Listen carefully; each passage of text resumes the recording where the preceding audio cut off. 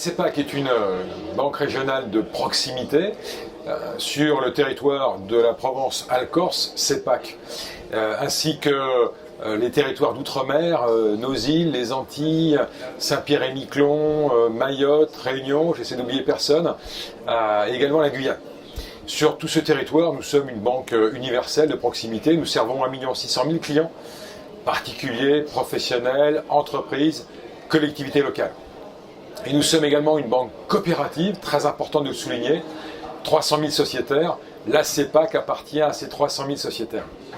Et nous sommes heureux d'avoir été invités par la tribune à cette journée parce que nous sommes, nous, la CEPAC, très engagés sur ce secteur et en particulier sur le secteur de la transition énergétique. Nous sommes aujourd'hui, c'est un choix stratégique qui a été fait il y a presque 10 ans maintenant, d'investir sur ce secteur, de nous être dotés d'une équipe de près de 30 personnes qui fait du financement, de l'accompagnement de tous ces projets en matière d'énergie renouvelable, ce qui fait de la CEPAC aujourd'hui de très loin le premier financeur régional, le 4e national, et d'accompagner près de 2/3 des intervenants sur l'énergie renouvelable.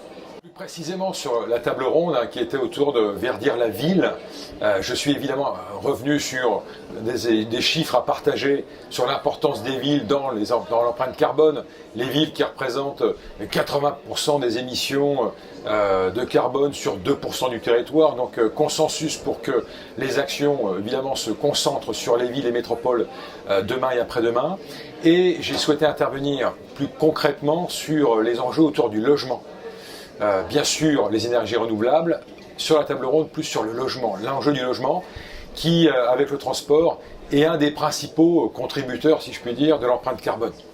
Et sur le logement, j'ai voulu insister sur, évidemment, notre action de banquier pour accompagner, financer les programmes de promotion, à la fois de logement collectif, logement individuel, où l'exigence d'avoir des logements qui soient les plus verts possibles, les mieux labellisés, HQE, puisse permettre finalement de participer à cette transformation écologique.